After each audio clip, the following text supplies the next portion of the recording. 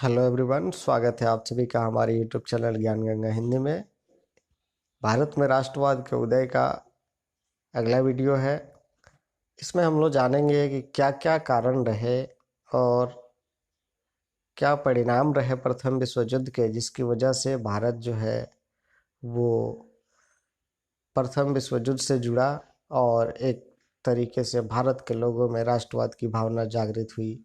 तो यहाँ सबसे पहले हम लोग प्रथम विश्व युद्ध का संक्षिप्त परिचय देख लें। तो प्रथम विश्व युद्ध विश्व इतिहास की एक महत्वपूर्ण घटना थी। यह प्रत्यक्षतः औपनिवेशिक साम्राज्यवादी प्रतिस्पर्धा का परिणाम था। यानी जब औद्योगिक क्रांति हुई उसके बाद यूरोपीय देशों ने जो अपने उपनिवेश बनाने के लिए एक दूसरे से संघर्ष किया, उसी का परिणाम था।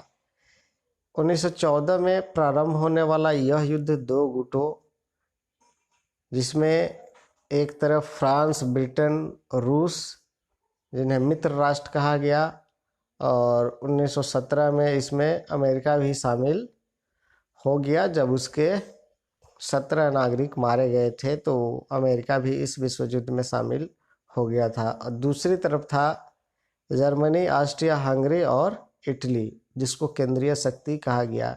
इन दोनों के बीच 4 वर्षों तक लड़ा गया। यानी 1914 से शुरू हुआ और 1918 में यह युद्ध खत्म हुआ। तो इस युद्ध ने प्रत्यक्ष या अप्रत्यक्ष रूप से पूरे विश्व को राजनीतिक एवं आर्थिक तौर पर प्रभावित किया। तो ऐसे में भारत भी इस युद्ध से प्रभावित हुआ। अब कारणों से भारत का क्या संबंध रहा, आइए इसको हम लोग देखते हैं।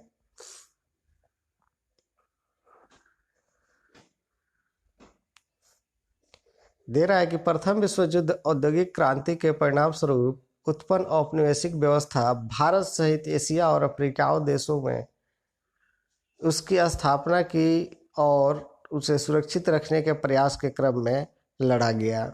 यानी औपनिवेशिक शासन व्यवस्था को एशिया और अफ्रीका में स्थापित करने और जहां स्थापित हो गया था उसको बनाए रखने के लिए क्या किया गया? प्रथम विश्व युद्ध लड़ा गया। ब्रिटेन के सभी उपनिवेशों में भारत जो था वो सबसे महत्वपूर्ण था।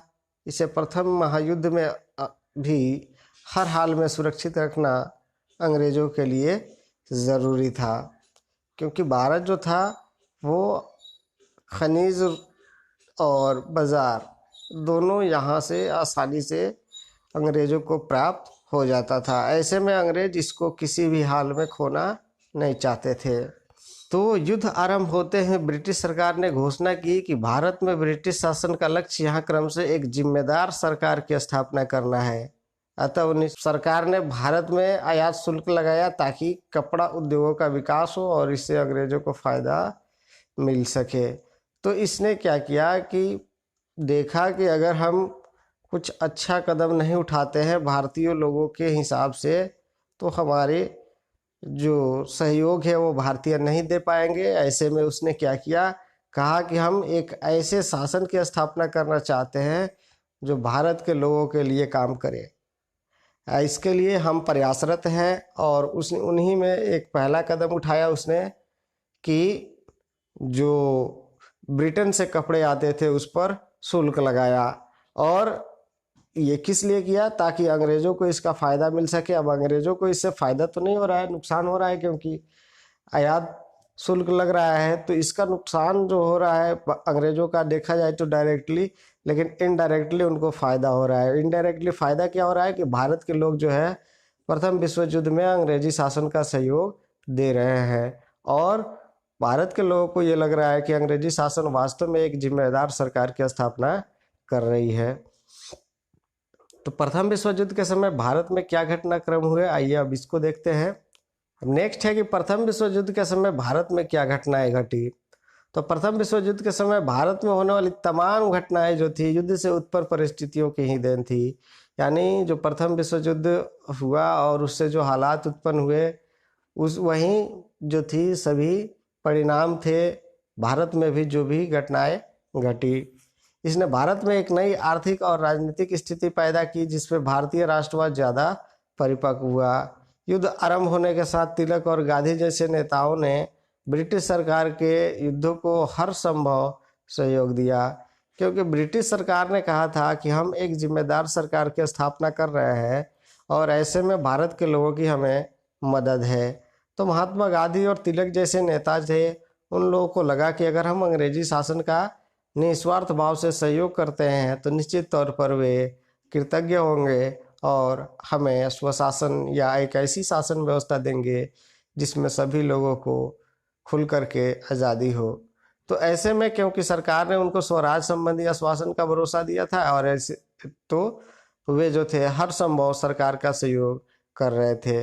लेकिन जैसे ही युद्ध आगे बढ़ा, भारत के लोगों का भ्रम भी टूट गया, क्योंकि भारत के लोगों ने सोचा था कि युद्ध चलेगा, जल्द ही समाप्त हो जाएगा और ऐसी स्थिति में हमें जो है स्वशासन प्राप्त हो जाएगा। लेकिन जैसे ही 1 साल 2 साल बढ़ते गया, ऐसे साल बढ़ते गए, भारत के लोगों का भरोसा जो था वो भी टूटता गया, क्योंकि इसमें बहुत ज़्यादा खर्चे हुए। तो रक्षा व्यय में इजाफा के साथ जो भारत पे कर लगाया गया उससे महंगाई काफ़ी बढ़ गई और ऐसे में कर लगने की वजह से भारत का जो निम्न वर्ग और मध्यम वर्ग जो था वह बहुत ज़्यादा दुखी हुआ। जो तत्कालीन नेता थे उन लोगों ने सरकार पर स्वराज प्राप्ति के लिए दबाव बनाना शुरू किया। अब कुछ लोग जो थे चाहते थे कि यही अच्छा मौका है, अंग्रेज उधर विश्व युद्ध में लगे हुए हैं और अगर हम अभी सरकार का विरोध करते हैं तो सरकार जो है वो कुछ नहीं कर पाएगी। ऐसे में कुछ लोग जो थे वो भारत की आज़ादी के लिए अभी ही दबाव बनाना चाहते थे, क्योंकि उनके हिसाब से ये बहुत ही अच्छा मौका था। जैसे सन 1915 से 17 के बीच एनी बेसेंट और तिलक ने मिलकर भारत में होम रूल लीग की शुरुआत की, यानी इन लोगों ने भारत के लोगों को होम रूल लीग आंदोलन शुरू करने में सहयोग किया या शुरू करके भारत के लोगों को आकर्षित किया। युद्ध के इस काल में जो क्रांतिकारी आंदोलन थे वो भारत नहीं बल्कि विदेश की धरती पर भी विकसित हुए। जितनी क्रांतिकारी घटनाएं हुई आपने देखा होगा कि सब प्रथम विश्व युद्ध के काल में ही हुआ था। सब तो नहीं कह सकते लेकिन ज़्यादातर। और जो क्रांतिकारी आंदोलन का फैलाव हुआ वो इस काल में हुआ। जैसे भारत में बंगाल, महाराष्ट्र और पंजाब समेत पूरे उत्तर भारत तक ये क्रांतिकारी आंदोलन फैल गया। वहीं अमेरिका और कनाडा में जो भारतीय बसे थे उन क्रांतिकारियों ने लाला हरदयाल के प्रयास से 1913 में वहाँ गदर पार्टी की स्थापना कर भारत में सशस्त्र क्रांति का प्रयास किया। यानी इन लोगों ने जो जहाँ थे भारत में थे वो भारत में प्रयास कर रहे थे और जो विदेश धरती पर थे वो वहाँ प्रयास कर रहे थे। तो लाला हरदयाल के द्वारा गदर पार्टी की स्थापना करके भारत में सशस्त्र क्रांति का प्रयास किया। प्रथम विश्व युद्ध के वर्षों में ही 2 महत्वपूर्ण राजनीतिक घटनाएं घटी, जिसमें पहला था कि कांग्रेस में जो 1907 में गरम और नरम दल में अलग अलग हो गए थे वो एक हो गए, और दूसरी तरफ कांग्रेस और मुस्लिम के लीग के बीच साझा राजनीतिक आंदोलन चलाने को लेकर समझौता भी हो गया। तो ऐसी स्थिति में 2 महत्वपूर्ण घटनाएं घटी जिससे भारत के लोगों में राष्ट्रीयता की भावना और ज़्यादा विकसित हुई। और सबसे जो महत्वपूर्ण बात है कि इसी समय भी भारत की राजनीति में महात्मा गांधी का उदय हुआ, और भारत की राजनीति में महात्मा गांधी के उदय के साथ उन्होंने प्रथम विश्व युद्ध के काल में ही 3 सफल सत्याग्रह किए, जिसमें चंपारण आपने देखा होगा, नील के किसानों को उन्होंने 3 कठिया पद्धति से मुक्ति दिलाई। उसी तरह से खेड़ा के जो किसान थे उन लोगों को भी इसका फ़ायदा मिला, और अहमदाबाद के जो मिल मजदूर थे उन लोगों को भी महात्मा गांधी ने फिर से बोनस बहाल कराई। तो ये महात्मा गांधी के 3 महत्वपूर्ण सत्याग्रह हुए, और ये तीनों सत्याग्रह प्रथम विश्व युद्ध के काल में ही हुए। तो ये महत्वपूर्ण घटनाएं घटी प्रथम विश्व युद्ध के समय। अब प्रथम विश्व युद्ध जब हुआ तो उसका भारत के साथ क्या प्रभाव पड़ा? तो सबसे बड़ा प्रभाव पड़ा कि भारत की आर्थिक स्थिति जो थी बिगड़ गई, और बिगड़ने का प्रयास ये हुआ कि भारत में अधिकतर जो आर्थिक गतिविधियां थी वो धीमी हो गई, जिससे शहरों में रहने वाले लोग और शिक्षित भारतीय जो थे वो बेरोजगार होने लगे। महंगाई जो थी वो अपने चरम पर पहुंच गई, और चरम पर पहुंचने का परिणाम ये हुआ कि मजदूर, दस्तकार, किसान, इस लोग सबसे ज़्यादा इससे प्रभावित हुए। युद्ध के दौरान इंग्लैंड की अर्थव्यवस्था जो थी संकट में घिर गया। एक सवाल आता है, कहा जाता है कि प्रथम विश्व युद्ध में जर्मनी की हार हुई थी, लेकिन अप्रत्यक्ष रूप से इंग्लैंड की हार हुई। अब इससे हुआ क्या कि इंग्लैंड को सबसे ज़्यादा नुकसान पहुंचा अर्थव्यवस्था की दृष्टि से। जैसा कि आप सभी को मालूम है कि बहुत से ऐसे देश थे जो 94% अपने कुल आमदनी का 96%, 92% जो थे अपने आमदनी का खर्च कर रहे थे विश्व युद्ध में। तो ऐसी स्थिति में अमेरिका जो था वो आर्थिक संकट में घिर गया, और भारत में होने वाला उसका आयात जो था वो रुक गया। और इसके परिणाम क्या हुआ कि भारत के जो छोटे छोटे उद्योग धंधे थे उन लोगों को मौका मिला, और वे यहाँ अपने उद्योगों को विकसित करने में लग गए। भारतीय उद्योगपति का एक बड़ा वर्ग जो था वो इस परिस्थिति में उदय हुआ, यानी एक बड़ा उद्योग वर्ग जो था भारत में उदय हुआ। उसने बहुत सारी फैक्ट्रियां लगाई। लेकिन जैसे ही युद्ध समाप्त हुआ, पुनः विदेशी पूंजी का प्रभाव बढ़ गया।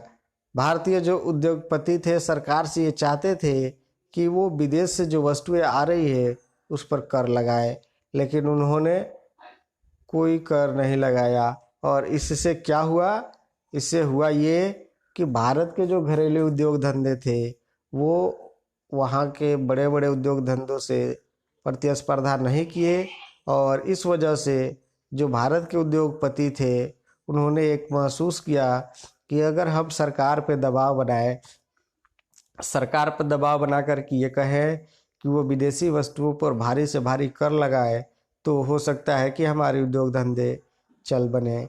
और इसके लिए एक मजबूत राष्ट्रीय आंदोलन की ज़रूरत थी। तो ऐसे में उन्होंने राष्ट्रीय आंदोलन के द्वारा अपनी बात को अंग्रेजी सरकार से रखने के लिए दबाव बनाना शुरू किया। एक दूसरा प्रभाव ये हुआ कि प्रथम विश्व युद्ध से भारत सहित पूरे एशिया और अफ्रीका के देशों में राष्ट्रवाद की भावना प्रबल हुई। युद्ध के समय मित्र राष्ट्रों ने दुनिया के सभी राष्ट्रों के लिए जनसंघर्ष और राष्ट्रीय आत्मनिर्णय का एक नया युग आरंभ का वचन दिया था। लेकिन युद्ध समाप्त होने के बाद उन्होंने अपना उपनिवेश खत्म करने के बजाय उस पर कठोर नियंत्रण स्थापित करने का प्रयास किया। भारत में इसका उदाहरण रॉलेट एक्ट 1919 में पारित हुआ, जिसने किसी भारतीय को बिना अदालत में मुकदमा चलाए जेल में बंद कर दिया गया था सकता था। इसी कानून के विरोध में 1919 को प्रसिद्ध जालियांवाला बाग हत्याकांड हुआ। पूरे पंजाब में मार्शल लॉ लगा दिया गया, और मार्शल लॉ लगा करके लोगों पर पाशविक अत्याचार किए गए। तो यहाँ दे रहा है कि प्रथम विश्व युद्ध का एक प्रभाव ये हुआ कि एशिया और अफ्रीका के देशों में राष्ट्रवाद की भावना भड़क उठी। लोगों ने अंग्रेजी सरकार का विरोध करना शुरू कर दिया। लेकिन जैसे ही विश्व युद्ध खत्म हुआ, भारत के लोगों पर अंग्रेजी सरकार ने और ज़्यादा सख्ती बरतनी शुरू की। शुरू में उन्होंने कहा था कि अगर आप हमारी मदद करते हैं तो हम एक जिम्मेदार सरकार का गठन करेंगे। लेकिन जैसे ही युद्ध समाप्त हो गया वे सीधे उलट गए, और उलट करके उन्होंने बदले में रॉलेट एक्ट दिया, और इसके आधार पर बिना किसी आदमी को मुकदमा चलाए उसे जेल में बंद किया जा सकता था। मुकदमा चलाया जाएगा तो वो बहस होगी, और बहस में हो सकता है वो निर्दोष हो, लेकिन ऐसी प्रावधान अब नहीं हुए। डायरेक्ट उसको जेल में बंद कर दिया जाता था।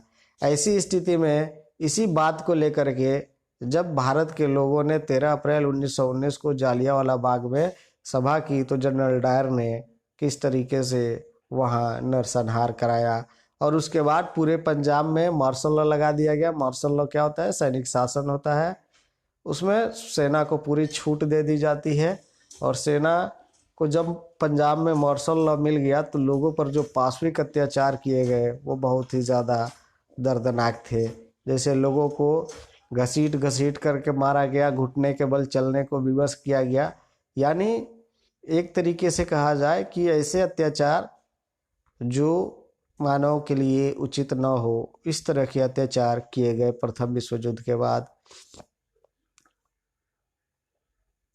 तो नेक्स्ट है कि भारत में जो राष्ट्रवाद की लहर उठी, यानी प्रथम विश्व युद्ध के बाद जो भारत में राष्ट्रवाद की लहर उठी, उससे प्रभावित होकर ब्रिटिश सरकार को लगा कि भारत में कुछ न कुछ सुधार करना ज़रूरी है, और इसी को लेकर के 1919 में उन्होंने मॉन्टेग्यू चेम्सफोर्ड योजना या भारत सरकार अधिनियम लाया। और इसके तहत उन्होंने क्या किया कि प्रांतीय परिषदों में जो थे उसके ये निश्चित किया कि अधिकांश सदस्य जो है चुन करके आएंगे, और इसका आकार बढ़ा दिया गया।